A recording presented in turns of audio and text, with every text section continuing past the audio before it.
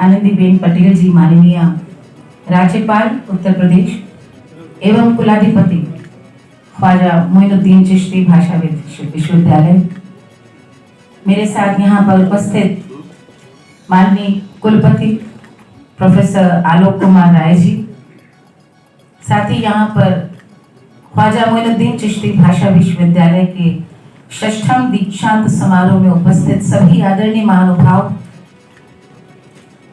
Faculty, सभी छात्र और विशेष रूप से भी छात्र छात्राएं जिन्हें आज दीक्षांत समारोह में दीक्षा मिली है, आप सबको बहुत बहुत नमन करती हूँ और बहुत बहुत बधाई देती हूँ। और मैं बहुत आभारी हूँ कि आज आपने इसी बहाने मुझे यहाँ पर आपके इस ऐतिहासिक गौरवपूर्ण क्षण का हिस्सा बनने के लिए आमंत्रित किया है।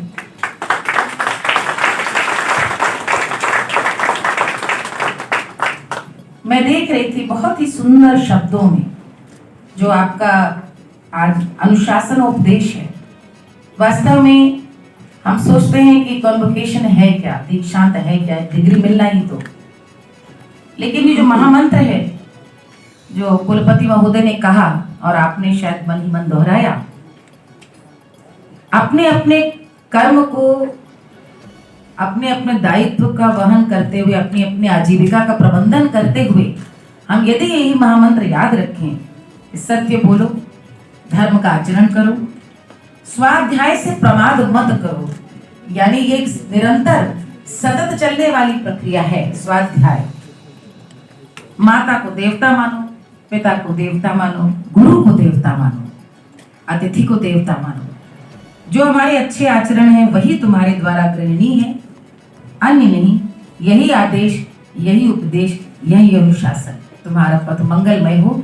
इससे सुंदर स्वस्ति कामना हो नहीं सकती। इससे सुंदर जीवन को जीने का कोई महामंत्र, कोई संस्थान अपने छात्रों को दे नहीं सकता। इससे सुंदर भविष्य की कोई कामना नहीं हो सकती। आप सब इसे ही महामंत्र मानकर जीवन में आगे बढ़े कि कहीं भी जाएं, किसी भी विद्यार्थी का सबसे बड़ा धर्म यही है। नहीं आता था 60 में लगेगा, 40 में कुछ नहीं आता था, लेकिन इसके लिए पहली शर्त है स्वाध्याय। यहाँ अतिथि को देवो भव कहा गया है और आपकी जो विश्वविद्यालय है ये जिन महान संत के नाम पर है, ख्वाजा मोइनुद्दीन चिश्ती, वे स्वयं ईरान से थे, चिश्ती ईरान में ही है और चिश्तिया परंपरा यहाँ पर उन्होंने अजमेर में आकर प्रतिस्थापित की। भारत की मूल परंपरा आध्यात्मिक है। आध्यात्मिक है यानी हम कोई भी विचार को, किसी भी प्रकार के संदेश को विचार के रूप में ग्रहण करते हैं, हमारे लिए मानसिक रूप से हमें वो आना चाहिए। और ख्वाजा मोइनुद्दीन चिश्ती जी ने भी भारत की इसी आध्यात्मिक परंपरा को समझते हुए, जो समा हम कहते हैं, यानी कि संगीत के रूहानी अंदाज से आध्यात्मिक परंपरा में ईश्वर का गुणगान करना, ये भारत की परंपरा रही है। चाहे वो दक्षिण में आप देखें, आप हब्बा खातून को कश्मीर में देखें, या फिर आप कबीर, मीरा, चैतन्य को देखें, हमारे यहाँ पर ईश्वर के गान की परंपरा संगीत के रूप में, पद के रूप में रही। और 11वीं शताब्दी से जो एक भारतीय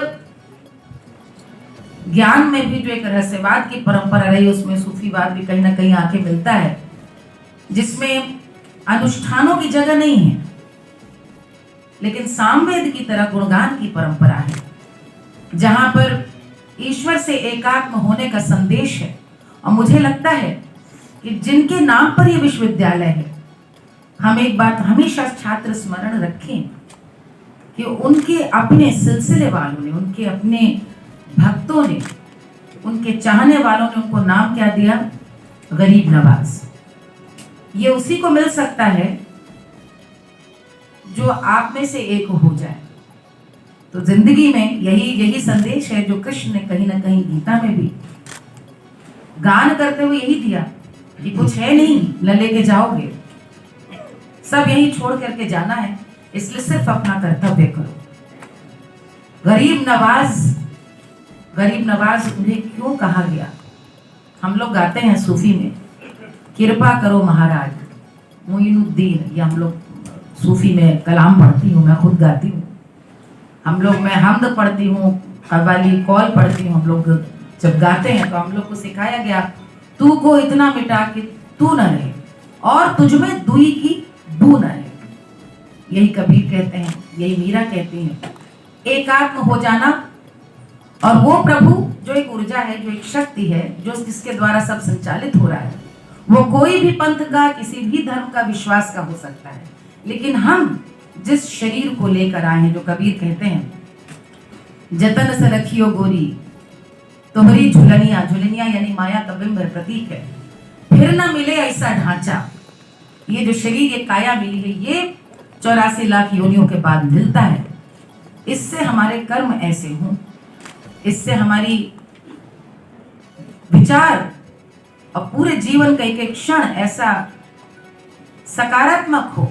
आप यहाँ से पढ़ करके जा रहे हैं, मैं देख रही थी भूगोल में गोल्ड मेडल है, अपनी अपनी भाषा में गोल्ड मेडल प्राप्त किया है। आप सब लोग, आज की पीढ़ी तो बहुत सक्षम है, बहुत विज्ञ है, मैं कहूँगी, जिन्हें पहले से पता है कि वो करना क्या चाहते हैं। आप जीवन का कोई भी रास्ता अपनाएं। मेरी अपने जीवन से सीखी हुई 2 बातों को अपने गांठ में बांध लीजिएगा। मैं बचपन में पढ़ती थी तो हमारे यहाँ कहा जाता था कि jack of all trades master of none leads you nowhere. लेकिन मैं ऐसा नहीं मानती। मुझे लगता है जैक ऑफ ऑल ट्रेड्स का तो असली सम्मान होना चाहिए। भारत बहुआयामी संस्कृति की धरती है। यहाँ पर हर इल्म की, हर फन की, हर क्षेत्र की आपको जानकारी होनी चाहिए। मेरा विषय संस्कृत रहा, लेकिन मेरे उस्ताद मुस्लिम रहे, जिनसे मैंने बुनियादी अपनी तालीम ली, शुजात हुसैन खां साहब, राहत अली खां साहब। और उसकी वजह से मैंने सूफियाना परंपरा की भी जितनी देशज, अभी आपने मेरे परिचय में लोक गायन का कहा, तो देशज जो परंपरा है, जहाँ का मैं यहाँ पे हम सब जानते हैं अपना देवा शरीफ, और हम लोग यहाँ पे हम लोग जो अवधि ब्रिज से बन करके निकली बोली, वहाँ पर हम लोग अरिलागी नजरिया भरपूर निजामुद्दीन, माँ निजामुद्दीन एक देशज है, तुम्हारी देहरिया आन पड़ी हूँ बेदम निर्गुण कूर निजामुद्दीन।